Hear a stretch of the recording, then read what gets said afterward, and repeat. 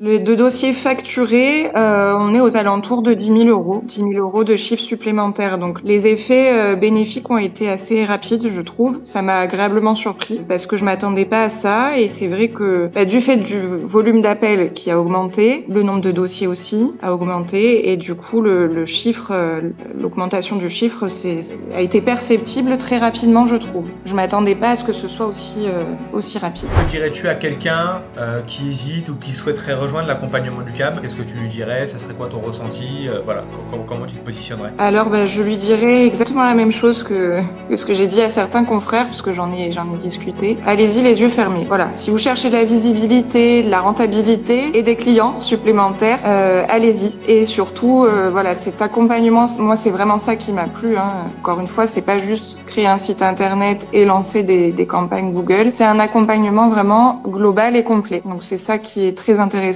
et je pense qu'il y en a peu qui proposent ce genre de service.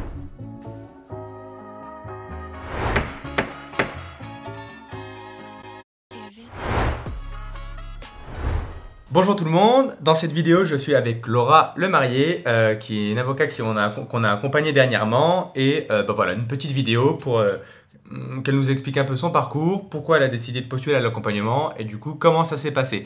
Du coup, salut Laura, et est-ce que tu peux te présenter et nous dire un peu les thématiques juridiques que tu adresses? Bonjour Benjamin, bonjour à tous. Alors donc je m'appelle Laura Lemarié, j'exerce mon activité depuis 9 ans au barreau de Marseille.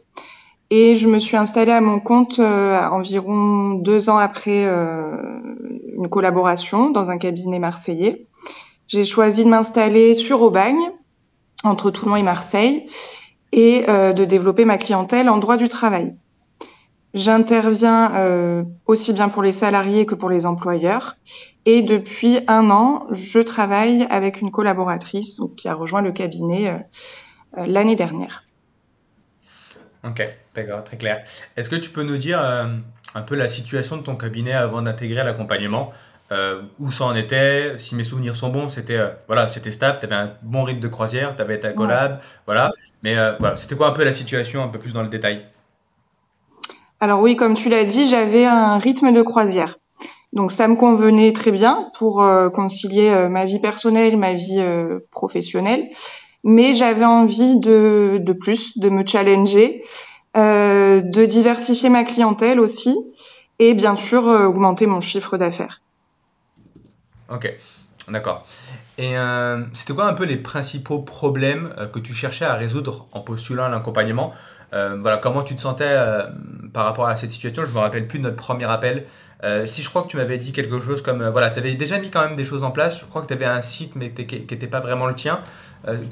Voilà, c'était quoi les problèmes et pourquoi tu voulais croître et pourquoi tu n'y arrivais pas?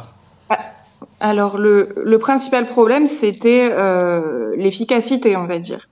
C'est vrai que je cherchais avant tout à avoir une visibilité sur Internet, à avoir mon site Internet, un site voilà qui était assez représentatif de mon cabinet. Et l'idée, c'était d'augmenter le volume des demandes parce que voilà, du fait du recrutement d'une collaboratrice, j'ai vite senti que j'avais la place d'absorber de nouveaux clients. Donc j'ai eu l'envie de mettre en place certaines choses pour ça. Avant de connaître le CAB, je me suis renseignée essentiellement auprès d'agences de com, dont une que je connaissais déjà. Donc ils m'ont présenté les tarifs, leurs services. Ça me convenait pas. C'était trop cher. Je trouvais que c'était trop cher pour trop peu d'avantages à mon goût. Et du coup, je me suis sentie un peu perdue au départ parce que l'offre est très vaste. On est Ouais. démarché aussi souvent, régulièrement, par des agences. Donc voilà, sachant que mes connaissances en informatique sont assez limitées, tu l'as vite vu, j'ai été un petit peu perdue face à ça et je cherchais à résoudre ce problème-là. Le problème essentiel étant d'avoir une bonne visibilité sur Internet et quelque chose qui porte ses fruits. Mm. Comment ça se passait toi? Je crois que tu faisais pas trop, enfin, tu avais fait un peu de démarchage, type, enfin, pas du démarchage, pardon, recommandations entre confrères, Oui. bouche à oreille, carte de visite, c'est des choses que tu faisais, mais je crois que tu m'avais dit, oui, bon, oui, effectivement, ça apporte quelques clients, mais c'est pas ça qui fondamentalement change la vie. Enfin, je sais plus comment c'était avec toi. Exactement. En fait, dès que j'ai commencé à exercer, donc même quand j'étais collaboratrice, j'ai toujours eu ce souhait de développer ma clientèle. Et c'est vrai qu'avec un confrère, on s'était dit, enfin, on avait réfléchi à des solutions à mettre en place avec peu de budget, parce que quand on commence, on a peu de budget, clairement. Donc, on avait créé un réseau d'avocats pour mettre un petit peu en commun nos forces. Ça a fonctionné, mais pas suffisamment à mon goût. Je pense que le problème principal, c'est que voilà, dans ma matière, en droit du travail, la concurrence, elle est quand même accrue. Il y a beaucoup de confrères présents et positionnés sur cette matière sur Internet, donc c'était bien, mais insuffisant, en tout cas à ce stade de ma carrière. Ouais, ok. Donc si je reprends un peu les termes, c'est-à-dire que, bon, bah, à partir du moment où on est dans une thématique, on va dire, juridique concurrentielle, si Mm. tu avais suivi, on va dire, les conseils traditionnels qui sont donnés aux avocats, c'est-à-dire, sois patient, distribue des cartes de visite, t'estimes qu'en fait, t'aurais pas pu développer comme tu as pu le faire, quoi. Non, bah, je l'ai fait d'ailleurs, comme tout le monde, je pense. J'ai distribué des cartes de visite, j'ai créé mon logo, voilà, j'ai mis en place certaines choses, j'ai certains partenariats, j'ai hésité même à rejoindre un BNI à un moment donné. Le réseautage, enfin voilà, tout ça, ça fonctionne. On peut pas dire que ça ne fonctionne pas du tout, mais on perçoit très vite les limites en fait. Hmm.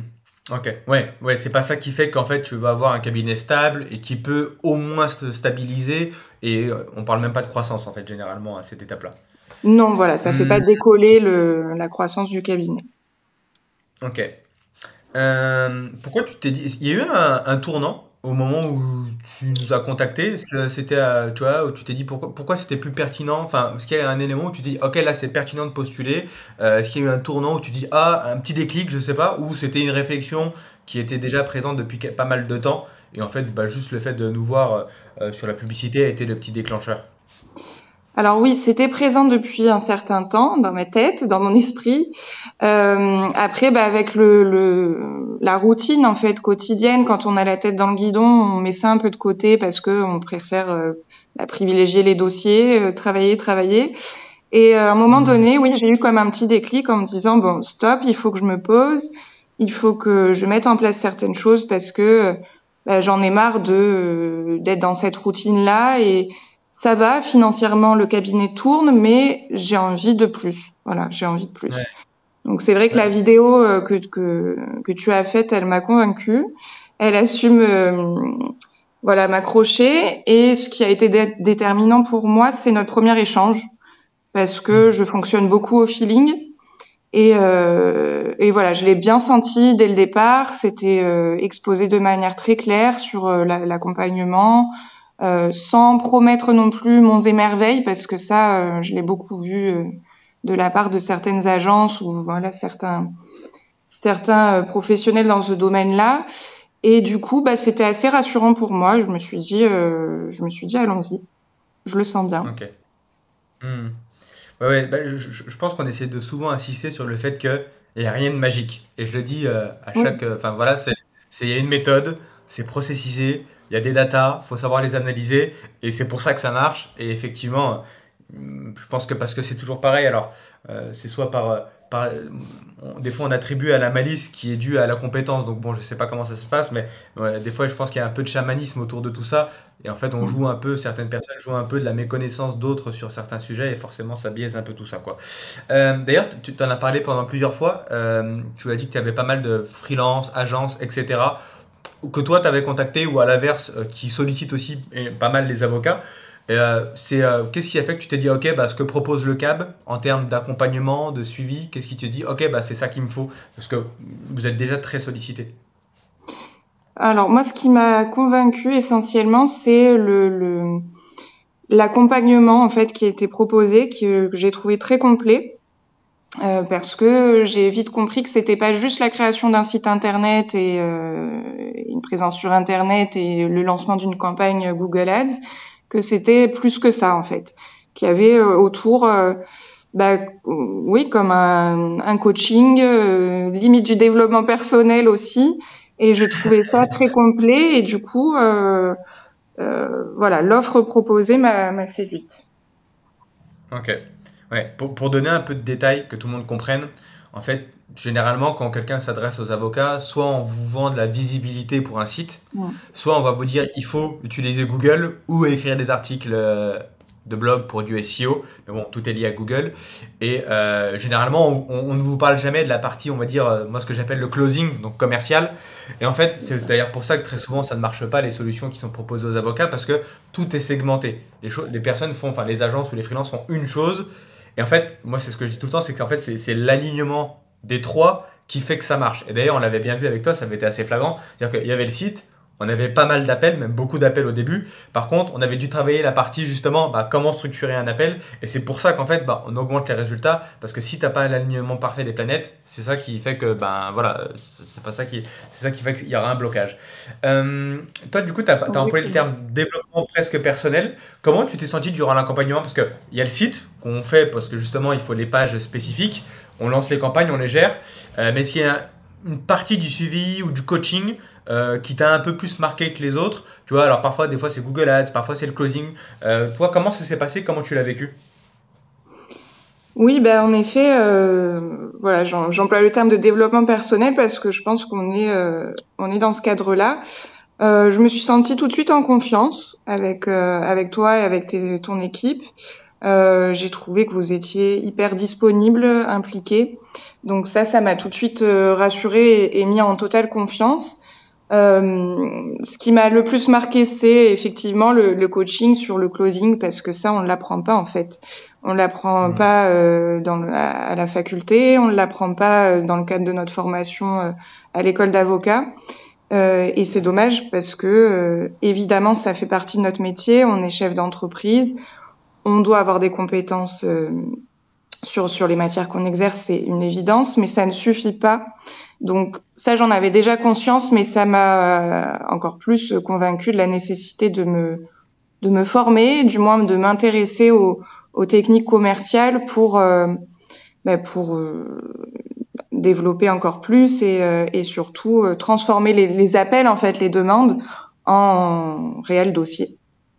Ouais, et je me permets de te poser la question, mais parce que comme on est en vidéo, des fois on peut juste voir soit le verre à moitié vide ou le verre à moitié plein, mais c'est important chez les avocats. Quand on emploie des fois le terme un appel commercial, on pense que c'est forcément être vendeur de tapis ou quoi que ce soit, alors que pas du tout. Mm. Enfin, nous, ce qu'on explique, c'est que faire un appel de closing, donc un appel commercial, c'est juste qu'il y a une structure. Donc, tu vois, je voudrais bien que tu détailles un peu tout ça, parce que là, tu vois, si une personne, un avocat, entend ça, dit oui, non, mais voilà, il commence à dire des choses. Non, non, en fait, on ne dit rien de mal, c'est très structuré, c'est plutôt là-dessus où on explique qu'il y a un changement à avoir, quoi. Oui, effectivement, le closing, enfin moi ce que j'en retiens, c'est que voilà, il faut évidemment bien capter la personne qu'on a au bout du fil. Donc il y a toute une dimension psychologique aussi. Euh, la rassurer, souvent c'est le cas. On a des personnes qui sont quand même en situation de détresse ou compliquée, qui cherchent des réponses immédiates. Et tout ça, en fait, il faut réussir à le transformer pour donner envie aux personnes de passer la porte de notre cabinet. Donc ça, je le faisais de manière instinctive avant. Et grâce à tes conseils, j'ai appris qu'il fallait un petit peu plus structurer les choses, avoir un script. Enfin, voilà, ça, j'en avais pas conscience et ça m'a beaucoup aidé en tout cas, tout en gardant bien sûr les valeurs qui sont les miennes et ma manière de fonctionner toujours instinctive aussi. Mais c'est l'aspect, quand j'emploie le terme commercial, évidemment, il faut pas que ce soit perçu de manière négative. Loin de là. Ouais. C'est c'est comment, oui, voilà, comment rassurer les gens, les convaincre de venir dans notre cabinet pour qu'on les accompagne dans leur problématique juridique, en fait. Ouais. Et le point important, c'est que quand on emploie le terme commerce, déjà de manière générale en France, mais je pense que dans la profession d'avocat, c'est encore plus exacerbé, c'est le côté la partie commerciale d'une entreprise, c'est une compétence. Tu vois, le script, etc., Mhm. ça s'invente pas, tu vois, c'est une compétence. Et je pense que généralement, on pense que bah voilà, le commercial, c'est celui qui est à la tchatch, etc., qui est prêt à un peu être à borderline, alors que pas du tout. Le commercial, c'est une compétence, tout comme être avocat, c'est une compétence, tout comme gérer Google Ads ou le site internet, c'est une compétence. Et nous, on l'aborde avec ce prisme-là, plus qu'avec le prisme beaucoup plus émotionnel. Euh, Toi, actuellement, comment ça, du coup, durant l'accompagnement, alors je sais plus, j'avais noté ça sur Notion, mais bon, la période, on avait noté 94 appels. Toi, à la fin de l'accompagnement, combien tu avais facturé de dossiers fin de l'accompagnement? Alors, les deux dossiers facturés, on est aux alentours de 10 000 euros. Ok. 10 000 euros de chiffre supplémentaire. Donc, les effets bénéfiques ont été assez rapides, je trouve. Ça m'a agréablement surpris parce que je m'attendais pas à ça. Et c'est vrai que bah, du fait du volume d'appels qui a augmenté, le nombre de dossiers aussi a augmenté. Et du coup, le chiffre, l'augmentation du chiffre a été perceptible très rapidement, je trouve. Je m'attendais pas à ce que ce soit aussi rapide. Ouais, on a eu des résultats sous, ouais, dès qu'on a lancé, c'était une semaine, enfin une semaine où il y a tout le temps la petite semaine, on vous prévient, attention, ça va être un peu Oui. sport. Euh, et ensuite, après, voilà, ça se stabilise. Et ça a été fait en ouais, un peu plus de 30 jours. C'était quoi? On était peut-être sur ouais, bon, peut-être 40 jours ouvrés. Ça doit être ça à peu près la Oui, temporalité, je c'est pense. ça, un mois et demi à peu près, un mois et Ok. demi pour avoir le recul nécessaire. Mais c'est vrai que la première semaine, bon ça tu m'avais bien prévenu, donc il y avait pas de, j'étais pas prise de cours, mais c'est vrai que le volume d'appel est très très important au début, donc ça demande une certaine disponibilité. Mais après, très vite, on perçoit que bah, les demandes s'affinent, qu'elles sont beaucoup plus qualitatives et le volume baisse un petit peu, mais les demandes sont plus qualifiées. Donc c'est Ok. Et avec cette augmentation, qu'est-ce que tu peux faire maintenant que tu pouvais pas faire avant? Et c'est quoi un peu les impacts positifs que ça a eu sur ton cabinet et puis même que ça peut avoir sur le long terme? ben, le premier impact positif, bien sûr, c'est l'augmentation du chiffre. Donc voilà, ça c'est toujours quelque chose de positif et c'est ce qu'on attend, hein, la rentabilité. Euh, après, ça m'a à réfléchir en fait sur une nouvelle organisation de mon cabinet pour structurer davantage et avoir oui, la structure pour pouvoir développer encore plus. Parce qu'on se rend vite compte que prendre des nouveaux dossiers, c'est très bien. Mais si on veut continuer dans cette croissance-là, il faut avoir une structure solide et en tout cas une organisation différente de celle que j'avais jusqu'à maintenant, puisque j'exerçais seule euh, pour mettre en place tout ça et faire en sorte que le cabinet se développe encore plus. Hmm, ouais. Quand tu dis seul, c'est seul avec ta collab. Mais comme toi, tu as cette vraie volonté, ça a tout de suite été très clair. D'ailleurs, on se l'est dit de nouveau, c'est que toi, tu as vraiment cette volonté de vouloir croître, quoi. Enfin, voilà, t'as pris des bureaux pour, donc c'est vraiment ta volonté de, voilà, de faire grossir le cabinet, quoi. Oui, oui, exactement. Alors, c'est vrai que j'ai une collaboratrice depuis un an, mais en fait, je l'avais recrutée dans le cadre de son stage d'élève avocat qui a Hmm. duré 6 mois, donc avant de l'embaucher. Du coup, c'est vrai que je l'avais formée et habituée, mais à mon organisation perso. Ouais. Donc ça fonctionne très bien avec elle, mais si je veux développer davantage mon cabinet, si je veux grossir et recruter d'autres collaborateurs, il faut nécessairement que ça passe par une réorganisation, en tout cas, du cabinet pour que ce soit plus accessible, on va dire, à tout Hmm. le monde. Ouais. Que tout le monde comprenne bien, c'est que bon, avec Laurent, on en a pas mal parlé, comme ça s'est bien passé, et que du coup, bah voilà, on continue à travailler sur le long terme. Nous, ce qu'on explique, et tu l'as de toute façon très vite remarqué, tu l'as même dit toi-même, c'est qu'on pense souvent que pour augmenter le CA, il n'y a que la partie attirer des clients. Et c'est vrai que ben, voilà, cette partie, elle est très importante. Mais en fait, les deux grandes thématiques pour avoir un impact rapide sur le CA, c'est ben, attirer plus de clients. Mais une fois que ça s'est fait, et toi, tu avais déjà un rythme de croisière, tu avais déjà un chiffre d'affaires voilà, qui était déjà conséquent. C'est que la deuxième partie, c'est que rapidement, ce qui vient bloquer le chiffre d'affaires, c'est la logistique. À quel point on est capable de traiter des dossiers. Parce que si tu n'es pas capable de traiter plus de dossiers, bah, du coup, ça va freiner ton chiffre d'affaires. Donc, du coup, l'objectif, c'est des fois, ben, c'est tout le temps faire la balance entre, OK, là, il faut appuyer sur la partie attirer plus de clients. OK, maintenant qu'on a plus de clients, comment on fait pour augmenter notre capacité à gérer plus de dossiers? Et puis, une fois que ça sera fait, on repartira sur la partie attirer plus de clients, quoi. Alors, je sais pas si tu es en mesure de me répondre, mais tu vois, dans un an, ça serait quoi un peu les objectifs du cabinet?